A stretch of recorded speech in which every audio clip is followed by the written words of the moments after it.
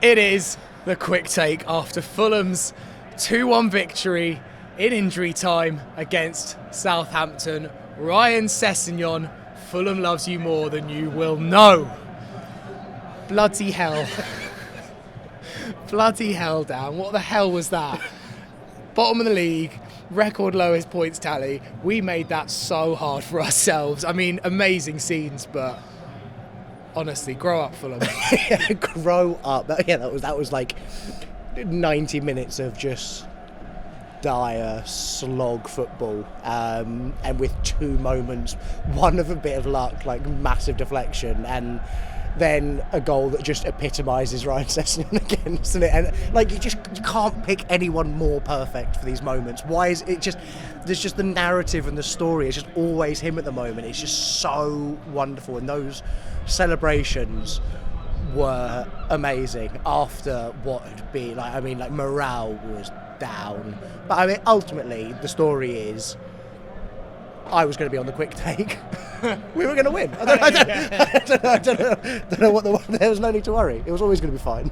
Sorry, Elizabeth. I mean, yeah, it is a brilliant header from Sess, and actually Adama Traore with that dinked cross, he so nearly should have assisted Raul Jimenez, who headed it straight at Ramsdale. I thought at that moment the game had gone from us, because this was so... I just kept thinking this whole game, I was like, we've got 45 minutes to save our season. We've got 10 minutes to save our season. And when 6 minutes came up for stoppage time, I thought, we've got 6 minutes to save our season. Now, I know save our season's a bit dramatic. We're not going down or anything like that. But I think the rest of our season. Morale would have been so low if we hadn't have got that win. Yeah, and it's just, it's one of those, you know, everyone's been calling out the number of points that we think we need in order to potentially secure European football. And I don't think we get those points without a win today. I don't think you find 2 or even nearly at one point 3 more points across the rest of the season to make up what we could have lost today. So that was just massive. And I was with you, that Raul chance, it summed him up a little bit today. It just didn't happen after what I thought was a really good performance against Chelsea. It just didn't happen. The substitute, the team we started with was a bit bizarre. The team we ended the game with was hilarious. I mean, we had a midfield 3 of, and eventually Kearney, Lukic, Smith Rowe, and then Raul was sort of the nominal left winger but played through the middle. So it was just Sess was playing left back and on the left wing. It was bonkers, and it was Marco Bingo. I think he was just like, need something, you try now, and eventually it worked. And probably the 2 most impactful were Traore and Smith Rowe, and I think, you know, it was a lovely moment for him. After I don't think anyone was particularly excited about him coming on, but I turned to you and I said, it's sort of like, if not now, then when? Like, if you can't even trust him in this situation when you need something, we've got a dud. And so I thought he came on, and largely I thought was actually really good. The goal was lucky, but it's a very good first touch. It's a good bit of movement, so he sort of makes his luck. And then there were good bits of play. Towards the end, there was a horrible moment when I thought we nearly chucked the whole game away, when him and Tom Kearney sort of watched the ball as a Southampton player ran in and took it. But other than that, I thought, yeah, those two really changed that second half. What happened in the first half? Obviously, I think the goal is not great defending, but it's also quite a good free kick and quite a good header. We just couldn't do anything, though. We didn't lay a glove. I don't think we had a shot on target. We had a lot of, again, build up round the box, but oh god, it was really Fulham at their worst. Yeah, there was a real lack of ideas, and I think it was again a little bit of proof that as much as you get so many issues with Andreas Pereira playing in the number 10, whenever anyone else plays there, and so today Alex Iwobi, it just looks wrong. Like, Iwobi sort of defaulted to playing out left quite a lot. And so it just ended up being like, there were periods when we had Willian, Iwobi and Sess all stood next to each other. And then Raul on his own in the box against 3 centre-backs. But quite often not in the box either, so there was kind of just no one. There was no one in the penalty area. Yeah, and it just, as you say, Fulham at their worst. It didn't work. It was, on paper, what should have been a Fulham team playing fairly fun football. A lot of attack-minded players in there. I think there were 4 outfield players who you would describe as defensive-minded. and one of them wasn't our left back as well. It should have been fun, and it wasn't. It just didn't work. There wasn't that freedom. I thought Southampton defended really well. I thought they were very, very solid. I thought they countered really well. Ross Stewart held the ball up brilliantly. They went long to a few times, and he had the better of both Bassey and Anderson, particularly Bassey.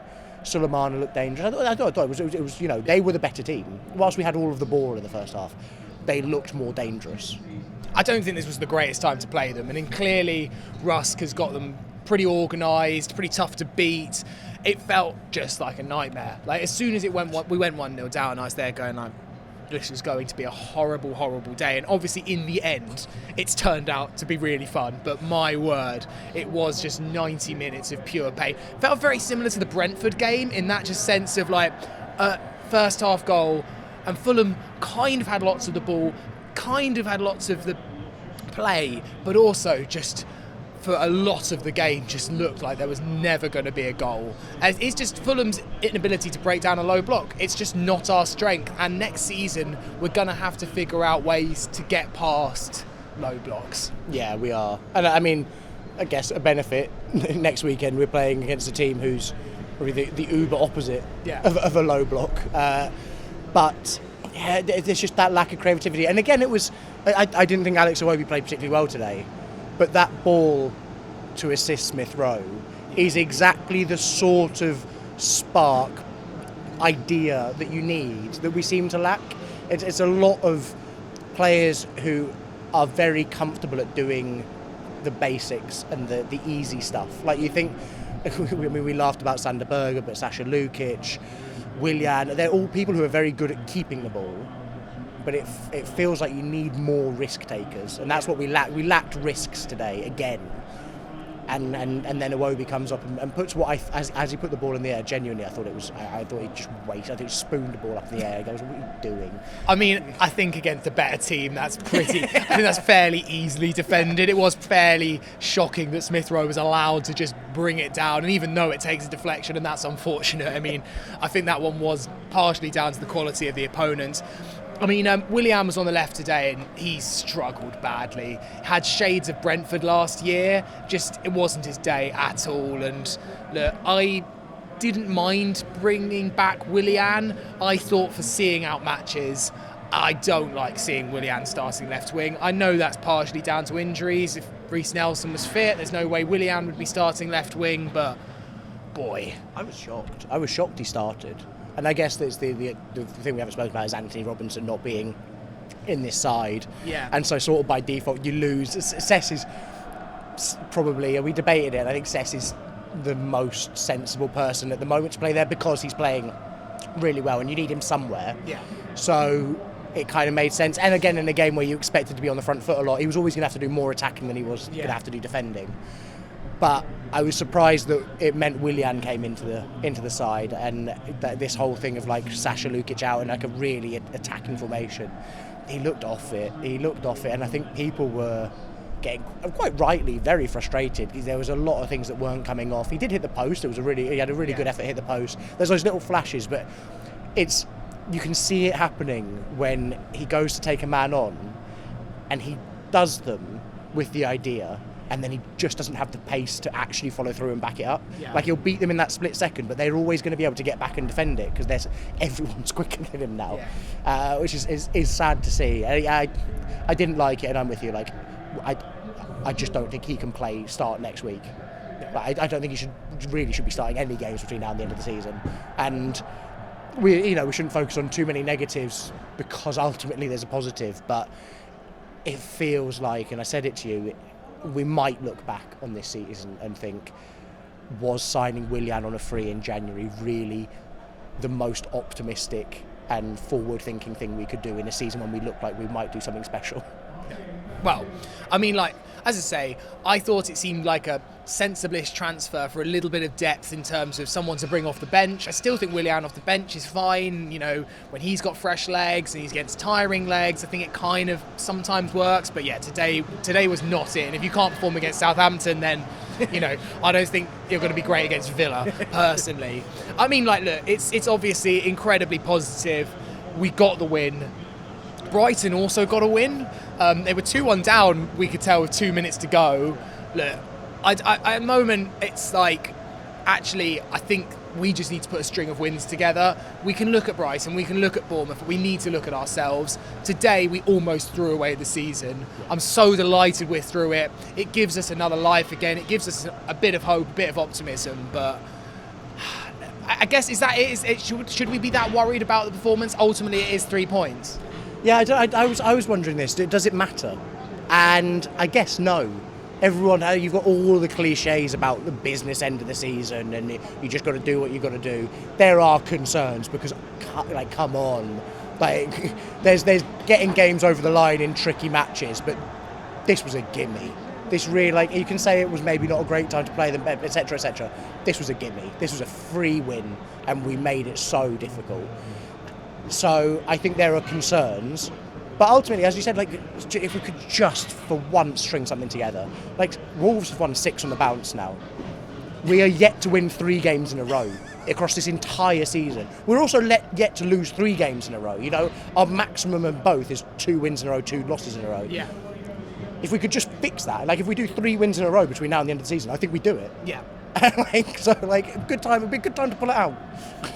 It really, really would. I mean, like, thank God we got it over the line. And I think we have just one more moment for Ryan Sessegnon, because those scenes at the end, we've got more songs for Ryan Sessegnon than all of our other players combined, I swear. The full Ryan Sessegnon symphony came out at the end. I love how humble he is as well. The Fulham players were almost having to, like, throw him at the Fulham fans because he just, like, doesn't like the limelight in some weird way. For someone that loves scoring last minute winners, he really hates the limelight, which is kind of weird and contradictory, but it's just this incredible fairy tale, isn't it? That he's not only returned, that was a fairy tale in itself, but he's returned and scoring goals, goal after goal. It's extraordinary. And in general, playing well. Like, there were some poor points today, but in general, so effective, so involved.